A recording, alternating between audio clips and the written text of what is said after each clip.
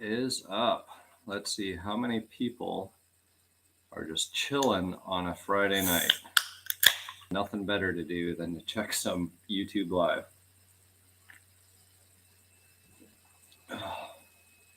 Let's see here.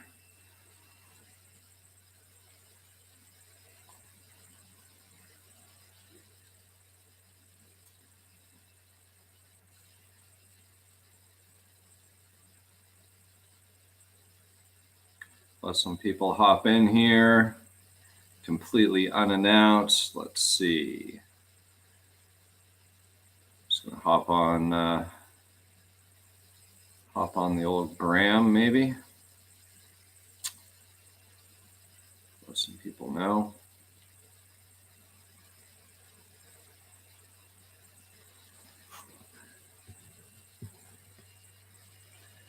All right, there we go. Alabama. How you guys doing? Bob, I'm not doing anything. I am chilling. I had a super productive day and I'm still out here on the shop. I just figured, you know what? I'm going to turn on the live and see if anybody else is in and just have a casual chat.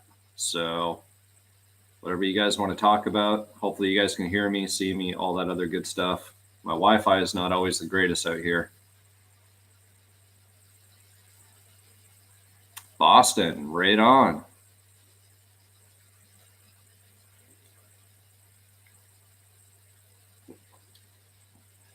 See, everybody always says you got to be doing something on a Friday night. I'm fine just hanging out in the garage.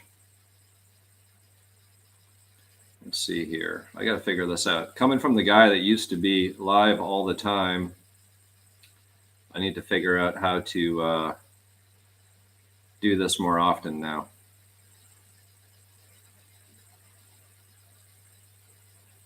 What's up, honey? Midland, Texas, not too far away. Well, yeah, guys, I don't have any structure for this live, so you can just hit me up in the live chat and we'll talk about whatever we got there. Sammy, what's going on? My favorite postal man. We need to follow up, by the way. I want to talk to you about that car you found. Rhode Island, Camaros and Trans Ams. Man, I don't have anything against Camaros and Trans Ams. Funny enough, I was just talking to a guy the other day about some WS6s. And from way back in the day, I actually don't mind. I used to like the look of the old IROCs, to be honest with you guys. Like, they were a decent looking car. They were slow as shit. But, man, I don't really hate on any cars. Every car, every enthusiast has their place, right? So we're all in it together. All right. So honey, yeah, he's actually got a yellow drop top. He's all the way up in Canada. He's sending his car to my painter Boogie in Scarborough. So Boogie actually has my yellow convertible still. Hopefully I can get that thing done this year at some point. I really want to see those Jaguar door handles come to life and see how they're going to look. But let me just grab my laptop. Maybe we can cruise around the shop a little bit and it will inspire you guys for some more questions. So we're not at the new shop. So one thing here, guys, you can see there's the Lightning motor sitting down on the ground right there. I finally got that thing out. It sucks. 5.4 suck. Taking them out of the truck sucks. I probably should have just lifted the cab off. In reality, would have been the smart thing to do. But yeah, needless to say, it's a whole different story. Got the white Dutch coupe here to its new home all the way from Canada. Of course, Strawberry lurking in the background. Got to get working on the 93 Cobra over there. And of course, the tip Dutch coupe and the Stalker Vert sitting all good.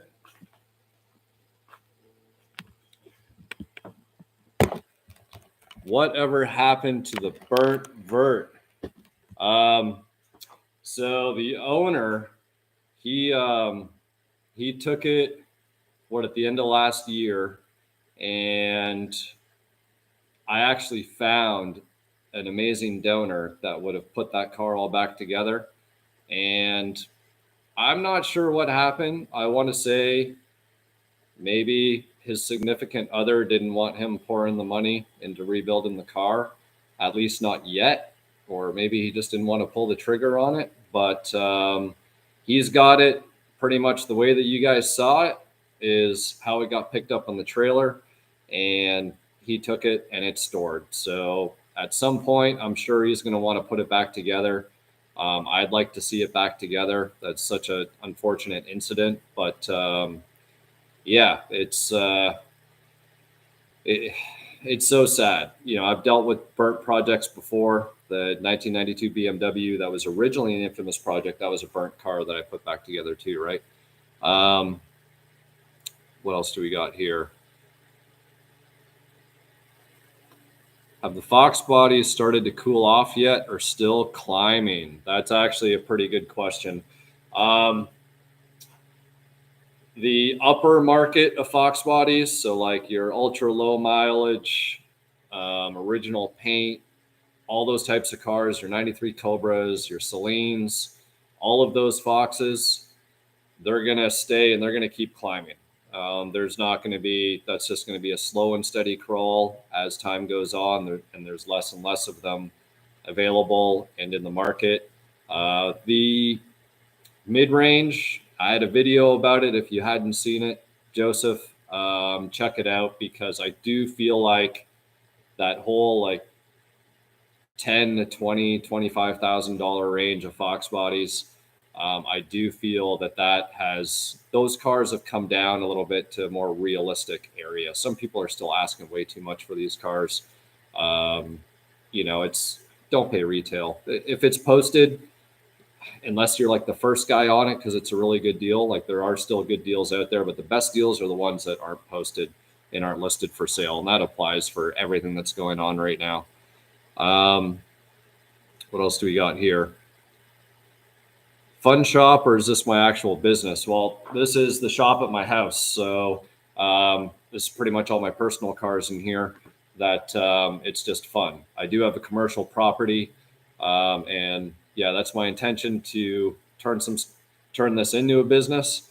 We'll see how things go in the next few months. I'm just trying to get myself all established, get through all my own personal stuff. It's been a huge adjustment coming back from overseas, and of course moving and all that. So I've just kind of been taking a breather and just kind of relaxing, to be honest. 10 years in the Middle East and then finally coming back is you need some time to detox. So I've just been messing with a lot of my own stuff, and I would like to carry it on. It's been a really good test, because some people, they don't, if you turn your hobby into your business, then sometimes you start hating your hobbies. I feel like if you have a passion, though, it shouldn't matter if it's a business or not. If you're passionate about it, then you're going to go after it and you're going to keep doing it, and everything will be good. Shane, thoughts on tubular K member versus stock as for a daily driver? So the one thing that I would say keep in mind about the tubulars is that most of your mounting points, like for your control arms, you're going to end up with poly bushings versus the OE more rubber-esque bushings that are going to be stiffer, which means they're going to be harder, which means you're going to feel more throughout the suspension and in the car. Ultimately, on a daily driver, I wouldn't waste my money on it. Like, I get it. They're amazing when you got to do stuff like you're constantly going through motors or you're racing. You want to access your oil pan. You want to be able to pull a motor out real quick. The tubular K members are awesome because you have all of the access in the world to all of the parts that you need to unbolt and do all those types of things. But man, if you got a daily driver, honestly, keep the factory K member. That's my 2 cents. Bob. Black LX, 1,800 miles for 79,000. So that is Sherman, Texas, at that dealer. I think that's a Black Notch. If you guys saw the video that I did on the Black Notch with the Kenny Bell, with the gentleman that owns Atomic Auto Spa here in Austin, he actually went to go look at that car and he put an offer in on it, but he ended up with the Black Notch that I did the video on. So yeah, that's a testament, right? Like you're talking 1,800 miles. It's a brand new car. I'd almost be concerned that that car hasn't been driven enough in 30 years that, you know, letting these cars sit doesn't help them by any means. You want to make sure that things keep moving, keep rolling, seals stay, lubricated and everything else. So 1,800 miles, that's a brand new car. What is up with the T-top? Man, I've been sort of like just collecting parts for it. So it's one thing of my approach that if you've been following me long enough that you'd probably kind of catch on to, because I don't really go out and just say that that's my approach. But my approach is I don't buy on demand. So if I'm doing a build, I do a build because I've managed to acquire all the parts that I need to do it on my own time. So I wait for a deal. I wait for maybe a parts car or there's another car or a donor to be able to get all the parts that I need to do the build. Because if I just bought that T-top and I said, you know what, I'm going to build that car today. Well, I need to pay today's prices. I need to go out and pay retail for stuff that I might not be able to find on Marketplace or that I might not have in my own personal inventory. So far, I have a full floor pan. I got new frame rails. I have another porno red interior. So between what's in the car and this other interior, I think I have everything because I'm dead set on keeping porno red in there. I'm probably going to dye it all more of like a, what is it, ox blood or something like that. I think it's like a BMW, I forget what they call it. But it's like more of a darker red. I got a set of Recaros. They're going to go red. I got all new GT ground effects. Well, used new GT ground effects because all the ground effects on that car are just trash. So I have pretty much all of that stuff. So I'm almost there. So I'm almost in a position where I'm like, okay, I'll get it to paint and I'll get working on it. But I want to get the yellow feature car, the Dutch Vert, out of the body shop before I commit to another car that pretty much needs rotisserie treatment. So that's where the T-top is at. And Middle East, yeah, man, everybody guesses and says military. It was not military. I actually have an IT/tech background and specifically in higher education. So I actually went over to work for a university there and I was managing the data center and everything else. That kind of segued into a bunch of other technical things, online, digital marketing, student recruitment, student pathways, lots of other stuff in the education sector. So that's actually why I was over there. So no, it wasn't military and it wasn't oil because those are usually the two main guesses, which rightfully so. But the one thing that a lot of people don't realize is that Dubai, there's no oil in Dubai. Dubai is purely trade and tourism. You know, they're trying to do a lot of travel health out there and education as well. So it's a destination. The surrounding Middle Eastern countries got the oil, but the UAE actually doesn't have that much oil. What else do we got going on here?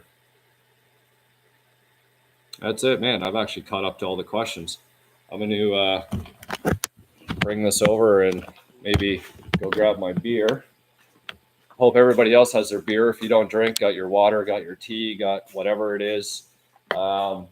You guys really haven't seen what's in here. Some people say they want a shop tour. I got a whole lineup of motors sitting here and ready for action. Some are supposed to go in cars. Some aren't ready yet. Here's actually the motor for the 93 Cobra that came with it. So that's 60,000 original miles. I don't really need to do too much to this. It'll just be kind of the tip cleanup, pretty up, and get that back in the car. And this is the motor that came out of the 93 parts car, the silver one that was kind of rolled over. And then that's the original motor that was in my Lightning that there's an issue between these two cylinders. Still don't know 100% what's wrong between those two cylinders, but there's an issue there. So I guess I can let the cat out of the bag for the Lightning. So a lot of people were wondering, there was like, oh, put a Coyote in it. I was alluding to maybe putting a Godzilla motor in it. And I have decided, thanks to the builder that sold me the motor that I put in that blew up, well, he's actually hooking me up with a 32 valve twin turbo setup that he built specific for a Lightning. So all the wiring and everything is plug and play. It's pretty crazy. So once the motor shows up, it should be here in a few weeks. Then we'll talk about that motor, and hopefully I'll be back on the road with the Lightning, because let me tell you guys, like, not having a truck or a parts getter has been really challenging. So what else we got going on here? Oh, some more people coming in. Clay, yes, permanently in Texas. That is the plan. Just trying to get everything set up down here. Ultimately, I'd like to bounce back and forth a little bit between here and Canada. I like Canada for the summer months, but definitely do not like the winter months. Obviously, I have a good network up there, and I've created a pretty good network down here. So yes, I want to be able to come and go between both places and build some cars. What else we got here? What's up, Rum River? Have I ever used a blueprint engine? From the get-go, no. Have I had a blueprinted engine? Yes, but it's nothing that I've gone out of my way and gone and built. Again, that's sort of going back to my, I guess, my approach to when I do builds. I've never really gone out and said, I'm going to build this crazy motor. I usually end up with a motor because it came out of something else, or because somebody was selling something, because they either lost interest or they went in a different direction. Long story short, I avoid paying retail in every way, shape, and form that I can. You guys know me well enough. A lot of my stuff is appearance, it's suspension, handling, interior. I go about the looks. My stuff needs to look good. I want it to still work good and go fast, but you're not seeing me going out trying to do crazy motor builds and all that stuff. Neo does that really well, and there's a lot of guys out there that do some crazy builds. And I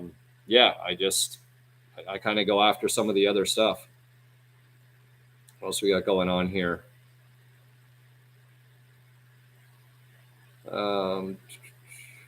Budget friendly. Oh, so blueprint. Sorry, I thought you meant like balanced and blueprinted. Like, you mean an actual company. Long block balanced diode out the door for $8,000. Haven't heard of them, but in this day and age, nothing's cheap, right? It's expensive, even just to find heads, cam, intakes, setups, and everything else. Charlie, LMR Cruising. Yes, I will be going this year. That is the weekend after Foxtoberfest. So that's already on my calendar. I'm hoping the Lightning will be up and running, and I'll definitely get a couple of cars out there.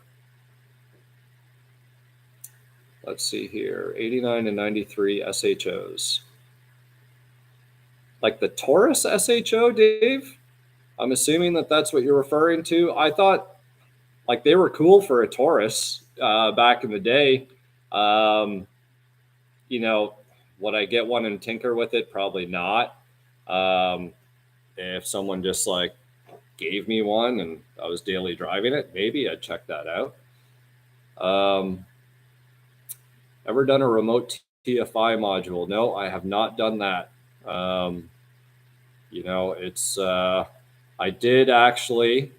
So one thing that I want to do, maybe I could turn this over towards the stalker vert a little bit.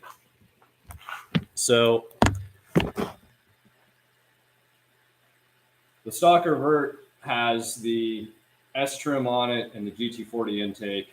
My dream on this car has always been to actually do a dual supercharger setup where I would get like a carbureted lower intake for twin carbs and have the 90-degree elbows, one going left, one going right, lower pipe going into one side, lower pipe going into the other, which would ultimately require two throttle bodies on either side. So in that case, I would have to get a little creative with things like the TPS. So I was thinking about, running two TPS units, dividing the voltage in half, and then combining them so that the computer, so both of them together would equal up to 5 volts. With that said, in the piping and everything else, that would be something for remote TFI. Probably do like a individual like remote coil placement and all that other stuff. So that's something that I've thought about for this car, to kind of go crazy down that road.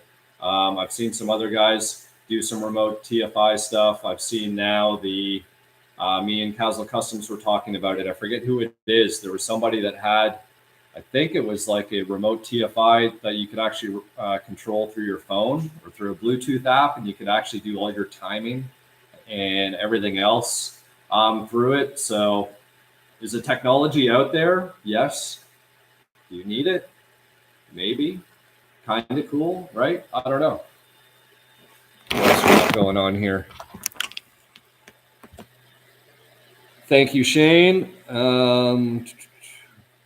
Yeah, Tyrone. Yeah, no, I caught on to that. So I'll check them out, man, and see what's going on. Dana Lee. Yeah, man, thanks for checking it out. The SSC car.